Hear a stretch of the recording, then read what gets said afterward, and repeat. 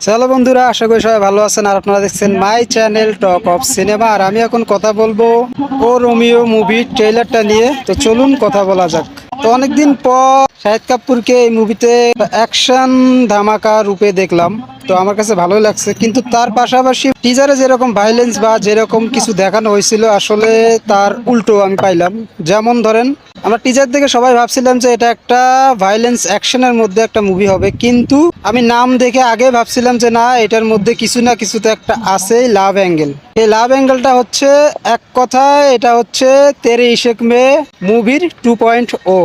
কারণ history line বলেন বা ডায়লগ ডেলিভারি সব সেম টু সেম। তারপরেও যেমন ওই মুভির মধ্যে তেমন অ্যাকশন ছিল না, শুধু ড্রামা এবং লাভ অ্যাঙ্গেল দেখানো হয়েছে, কিন্তু এই মুভির মধ্যে অ্যাকশন প্লাস লাভ অ্যাঙ্গেলটা একসাথে মিক্স করে মুভিটাকে বানানো হয়েছে। তো আমার মনে হয় ওটা হচ্ছে একটু ভালোই হবে, কিন্তু অ্যাকশনটা বাদ দিয়ে যদি সাইডে রাখেন, তাহলে ধানুষের তেরে ইশিক মে আর শাহিদ কাপুরের ও রোমিও পুরা গল্প সেম টু সেম। তো যাই হোক, আজ এই পর্যন্তই। এটা নিয়ে আর বেশি কথা বলবো না। সবাই ভালো থাকবেন, দেখা হবে অন্য কোনো ভিডিওতে। দেন বাই।